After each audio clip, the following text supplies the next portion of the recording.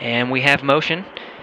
You see Dragon physically separating from the International Space Station, 1:32 a.m. Central Time. The International Space Station, 253 statute miles over Sudan.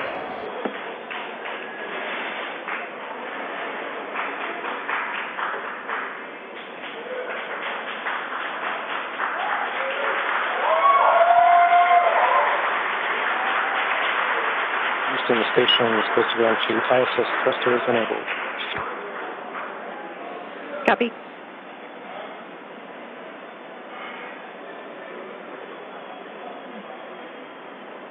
So there you can see on your screen visual confirmation. What a gorgeous shot.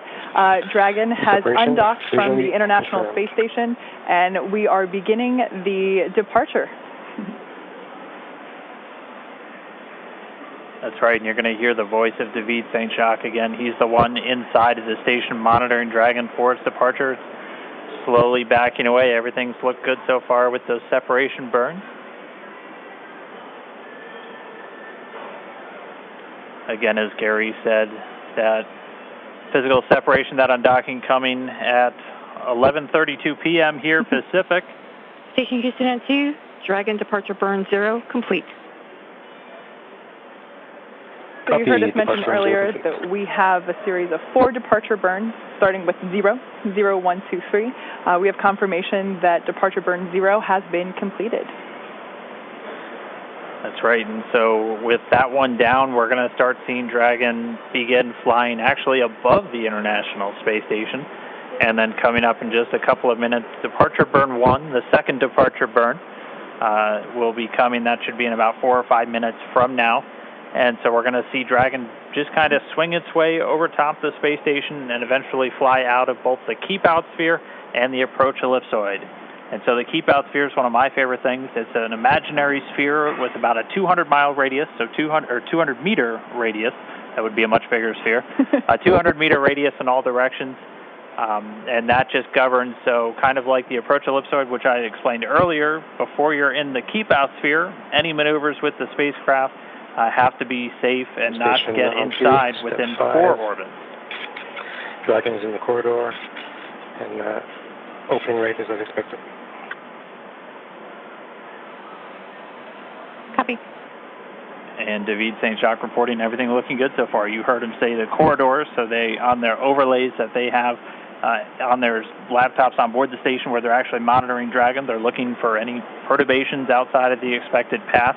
If they see anything that doesn't quite look right, again, they're in the loop and they can send commands, but everything going smoothly with Dragon slowly flying away. And this kind of an animated representation of the kind of stuff that the crew is looking for. They have that corridor, so kind of that triangular shape you can see there, where they're just looking to make sure Dragon's pitch, yaw, approach, speeds, everything like that are inside of parameters as expected.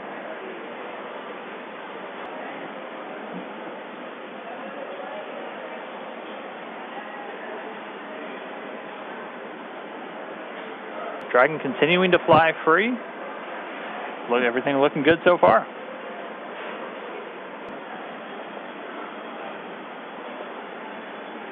So just in case you've just tuned in, we are currently watching Dragon as it departs from the International Space Station. It's been a really smooth operation so far with the undocking procedure, and now we're moving into departure. As of right now, you can see on your screen the Dragon capsule moving away from the approach ellipsoid. There we can see the nose cone still in its open position, leaving the forward hatch exposed. We will be closing that prior to Dragon's re-entry.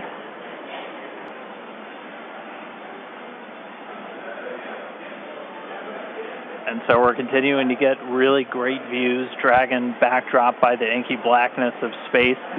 You'll see the cameras are a little bit jerky in their motions. They're actually being controlled by somebody on the ground in mission control. We always like to talk about how in mission control over in Houston, that's where they actually fly the space station. That's where they control everything from the cameras and the communication to even the thermostat on board the space station. If it's too hot for the crew, they talk to the ground, and they're the ones who can turn the AC up. But so it's actually somebody at a console right now who's controlling those cameras, sending commands just to move all the pan, tilt, focus, everything else. They're doing it from a console on Earth while the thing is flying 250 statute miles over the Earth on the other side of the planet. Like Dan mentioned before, we're going really fast right now. We're at about 17,500 miles per hour, so everything is moving very quickly. The need to readjust the cameras very frequently is inherent due to the high velocities that we're dealing with.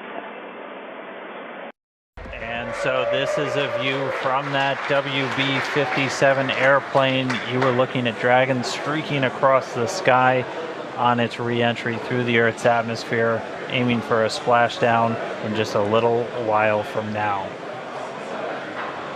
So it's pretty exciting that we get this shot right now, as it is our first view from planet Earth of the Dragon capsule since it lifted off from Cape Canaveral just several days ago.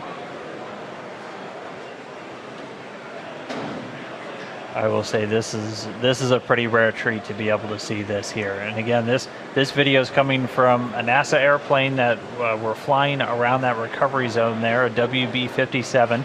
It's commonly used for a lot of atmospheric studies and other science missions, but able to put a tracking camera on it to try and get this re-entry through the Earth's atmosphere today. We're hearing that they should have AOSO acquisition of signal back with the Dragon spacecraft. Right now it's about 46 kilometers in altitude.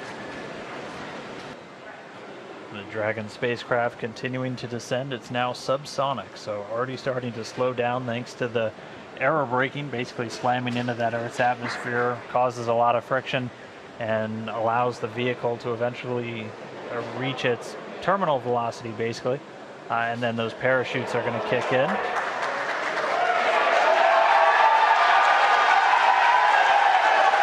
So there you have visual confirmation of the deployment of our drogue parachutes. This is the first of 2 parachute deployments.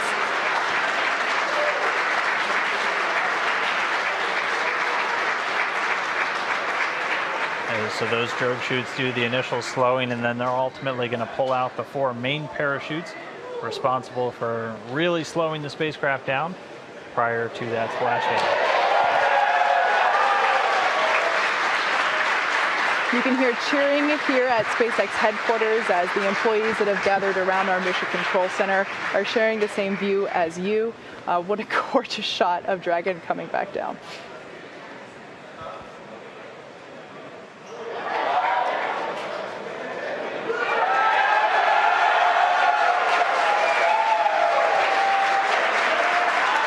And here come the mains.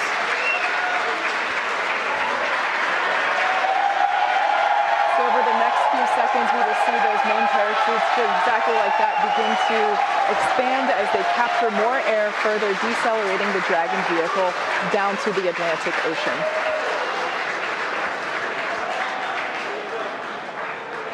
Really can't ask for a more picture-perfect shot than that. And yes, all 4 chutes now deployed. It's going to continue to descend. It's going to continue to slow down and then ultimately splash down in the Atlantic there.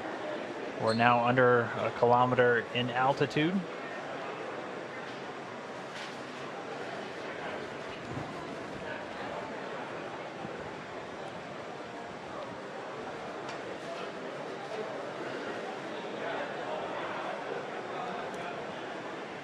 Just about 750 meters to go.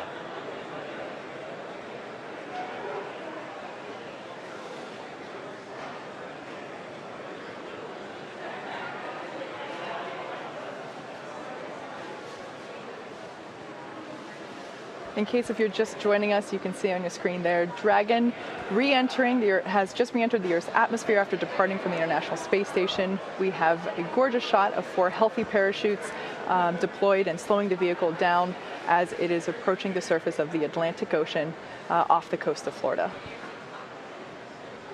And it's continuing to descend under those chutes. We just passed 500 meters. Everything continuing to look good via reports to all the flight control teams. Now we're at about 400 meters.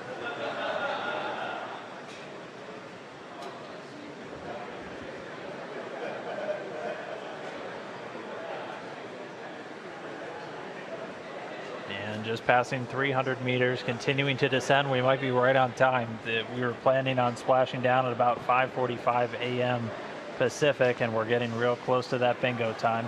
Just past 200 meters.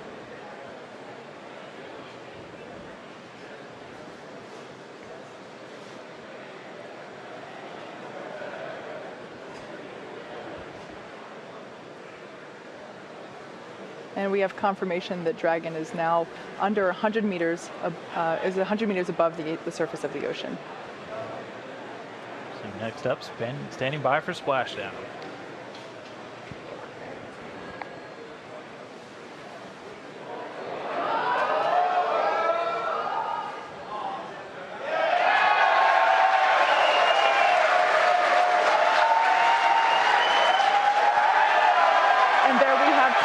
Of splashdown. Dragon has returned to planet Earth. It is now back home, and you can see on your screen our 2 fast boats racing out to the capsule, now in recovery. That splashdown came right on time, 5:45 a.m. Pacific, 8:45 a.m. over on the East Coast. The teams that have been ready and waiting, they were staged just a few nautical miles away. They're going to start moving in now. You can see those 2 fast approach boats already speeding their way towards the capsule.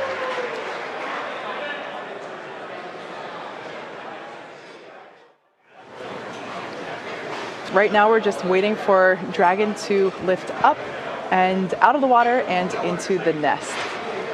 And there it goes.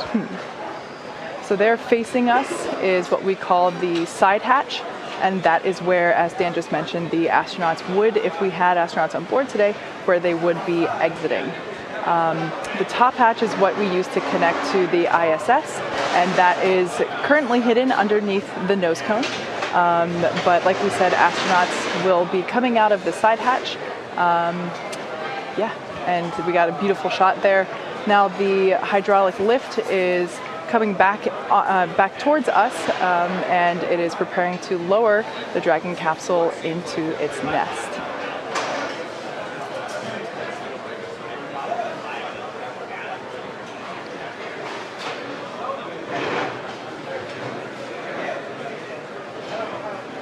Like we said, we are treating this demonstration mission with the recovery operations as if there were actual astronauts on board. And of course, before we would be able to open the hatch, we would have to make sure that the spacecraft's cabin pressure is equalized with the outside environment before doing so. So once Dragon is seated, and you can hear some cheers behind me as the remaining folks that we have here on the SpaceX team outside of Mission Control are cheering with the placement of Dragon into the nest there, as you can see.